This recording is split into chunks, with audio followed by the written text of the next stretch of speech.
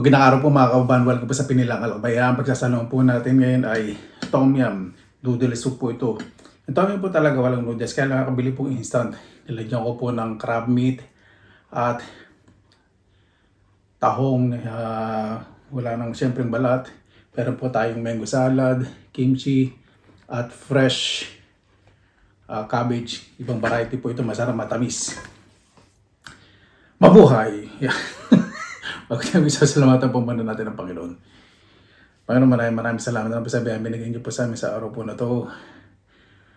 Kagabay po kaming lahat na tao sa buong mundo na may ma-realize o maisip po ng bawat isang kalagahan po ng kabutihan po sa kapwa.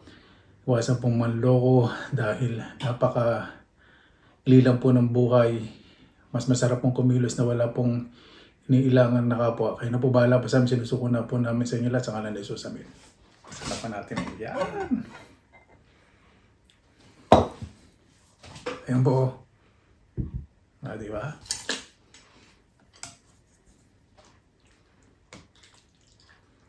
Nalagyan ko po ng coconut milk para mas masarap. Kasi yung tom yum po talaga. Tom yum seafood po talaga.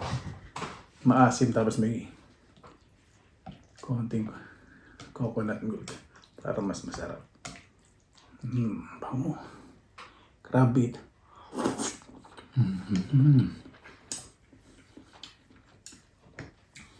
Parang gusto ko itong andali ng gawa ng kutsara. Sorry.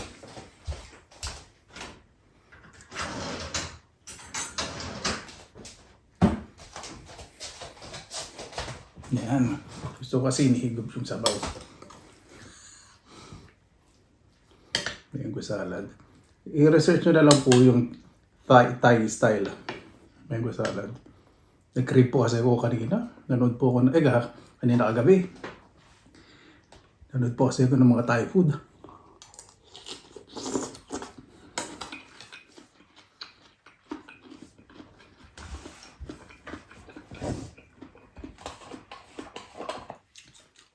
Panalo.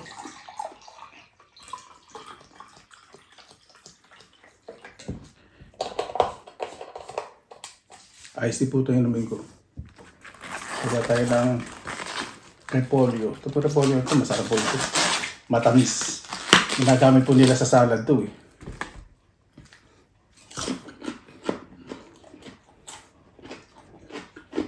Parang pamuna sa mukha.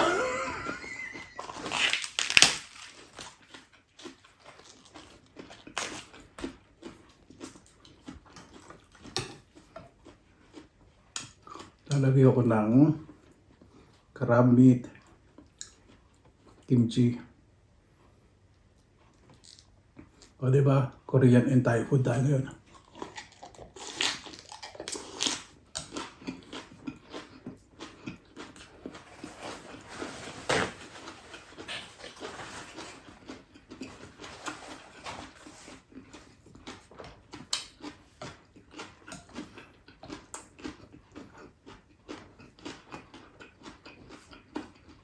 Sarap ng kimchi.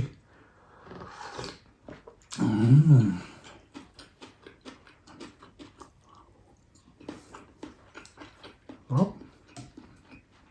Hindi ko alam kung ano na ko sa gutom. Ito po rice noodles. Buti nga po. Dati mayroon po dito ng tom yum. Hindi ko po gusto yung noodles, yung egg noodles. Tapos ito, bagong labas po ito. Ang ginamit po nila, rice noodles. Mako, mas masarap. So, yung flavor.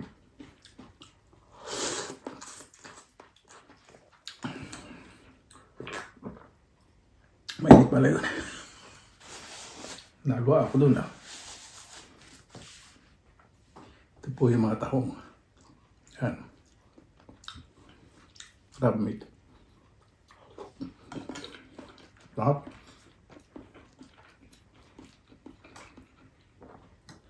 Tayong mango salad. So po kasi kain agad kasi wala na po akong time. Next week nasa Pilipinas na po ako. Kaya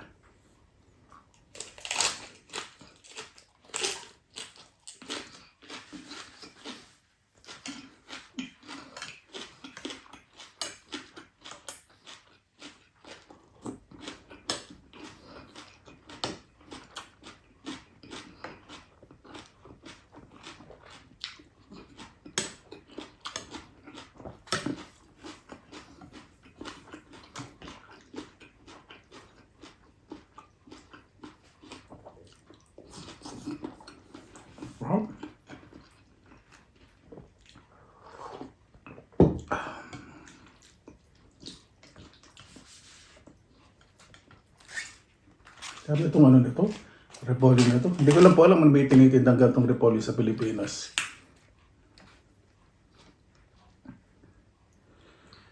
Yan natin ng konting noodles. Ang gusto ko lang po talaga sa Korean saka Thai noodles, saka Thai food, yung fresh saka yung cook, yung balance ng pagkain. Pag pinaghalo po nila, match na match po talaga.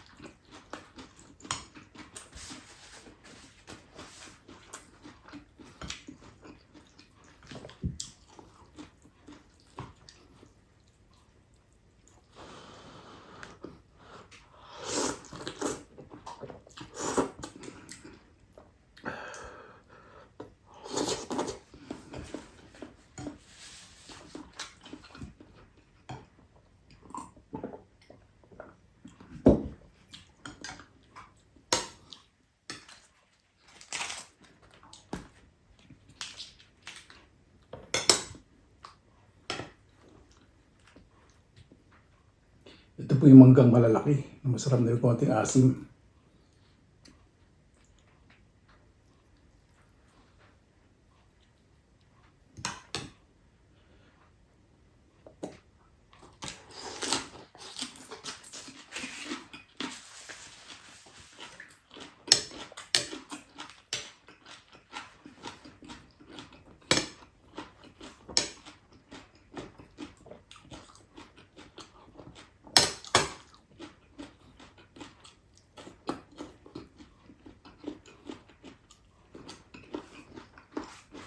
Sarap.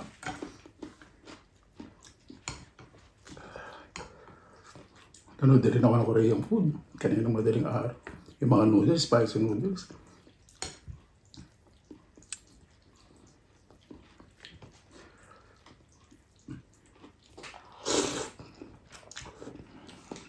Hindi naman ako makadaan sa Asian shop, malayo eh.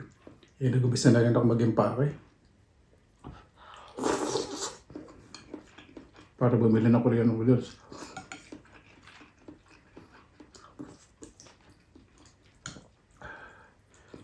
Sa Asian food, ang unang pinakamahal na mga produkto, sa Asian shop pala, Korean products, pangalawa, Philippine product. Yun po yung dalawang mahal. Hindi ko maintindihan kung bakit mahal din yung sa galing sa Pilipinas.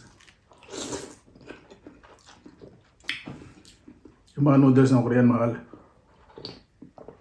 Sulit naman, malalaki.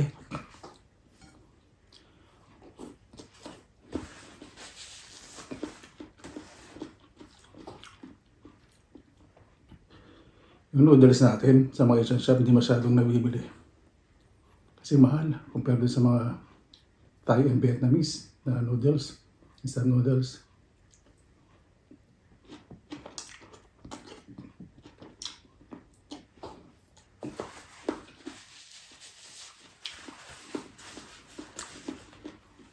Yung patis din natin mahal.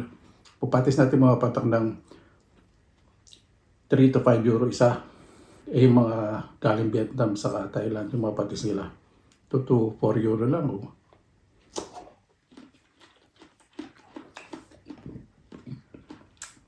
Saka yung bagoong isda nila, mura. Malaking boteng ganyan. 500 ml. 350. Pag galing sa Pilipinas, ako yung ganyan kalaki. 500 ml. 6 to 7 euro.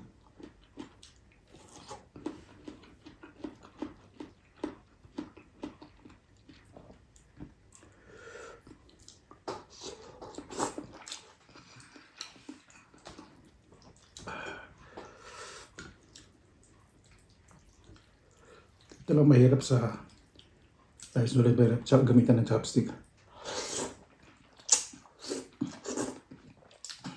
Pero mas masarap kumain naka-chopstick. Lalo na pag natuto po kayo. Masarap po. Ah, sarap nitong repolyo talaga na to. Winner na winner.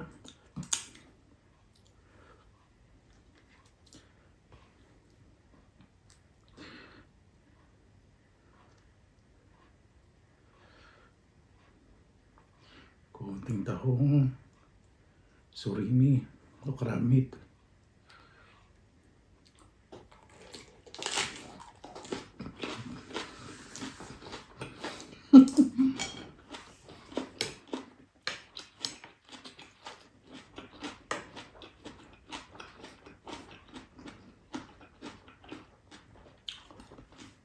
Nabili kong kimchi sa shop, medyo matubig pero masarap.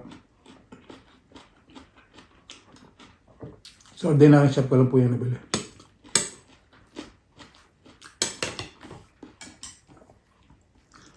Napakasarap. Lalo na pag ngayon, pag nabalang. Hindi ko na po maubos pa lahat. Titira ko po.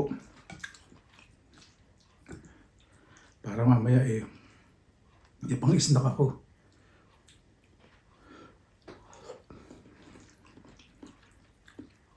Hindi ko lang po yun natin mukbang natin.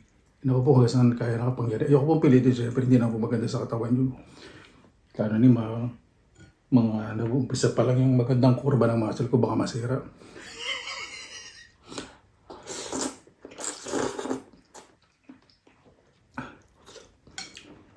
Yung buhok ko po ngayon, maraming salamat po. Baka daw pong Disente. Alam po kasi inspired po yan ng mga telenovela, mga leading men. Ganyan po kapag hindi pa naliligo.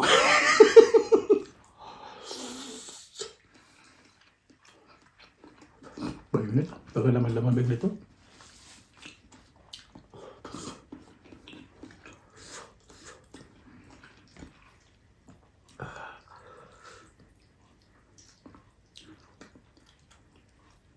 Sabi po nung tayo na kaibigan ko, buti nakabili ka nung Tom Yum na tayo yung bago. Sabi niya, bumili ka ng coconut milk. Lagyan mo tapos lagyan mo sa microwave para masarap. Sarap ka sobra.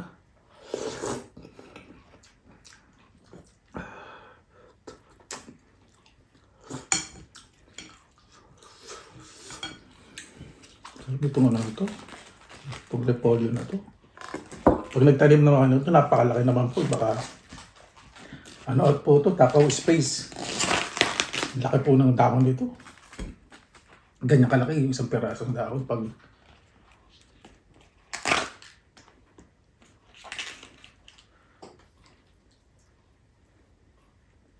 sarap. Napakasarap.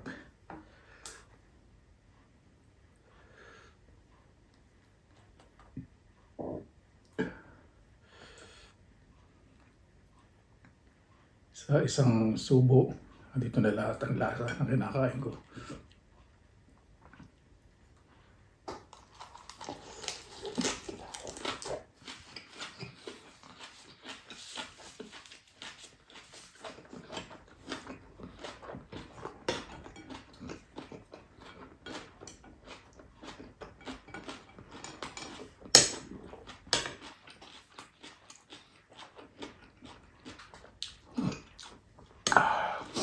Tando ang ang sauce nito. Yung ang lumalabas sa ilong ko pa. Hindi masyadong ang tama lang. Sarap.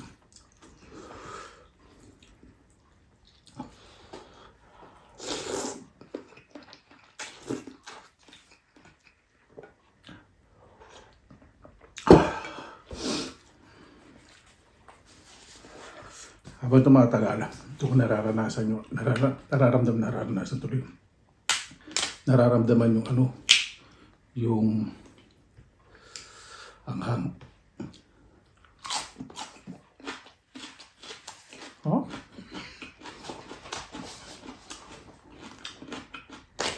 Saka wala pong pa itong na to, repolyo. Tamis.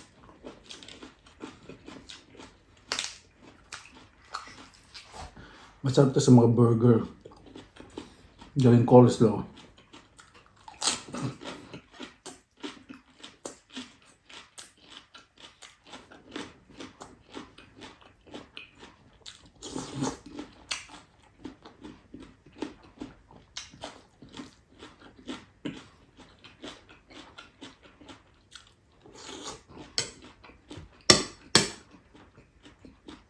Yung sarsa po nito, tumigo sa niya ko po ito yung alamang.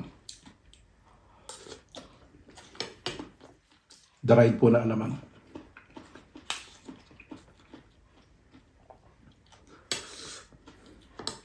Pero gusto ko lang muna isaw-saw.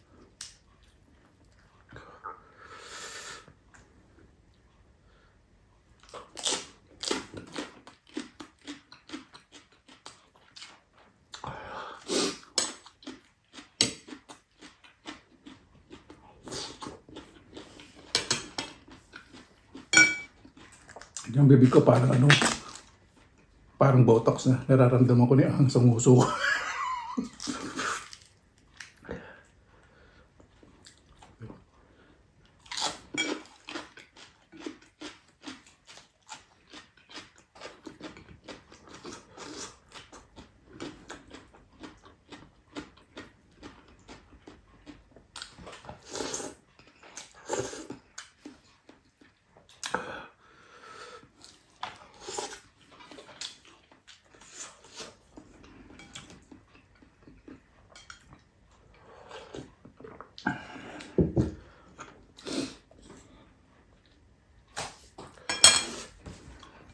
Dali.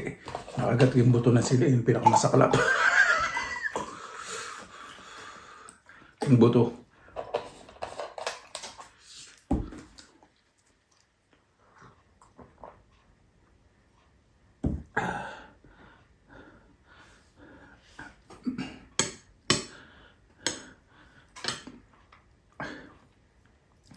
Konting muna. Yung salad.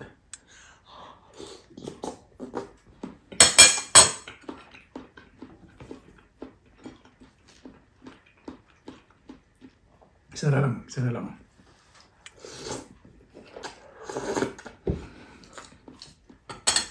Ayan.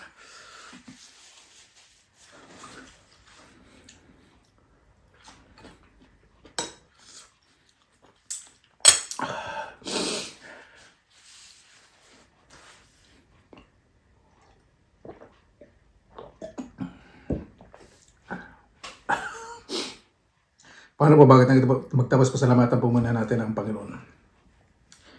Panginoon, maraming salamat po sa biyaya ninyo po sa amin sa araw na ito. Naway ang bawat isa. Pasalamatan po po ang kakayahan na kanilang mga mahal sa buhay. Huwag na pong maghanap ng labis-labis dahil ang bawat grasya na inyo po binibigay gano'n po sa pinagpaguran. Kaya na po bahala po sa amin. Sunusuko na po naman sa inyo lahat sa ngalan ni Jesus. Amen. Paano po? Maraming salamat na po sa inyong oras na ilan sa pinilakalakbay. Basta lagi po tayong positive vibes, good vibes. God bless. Ingat po lagi. Magandang araw. Laban lang.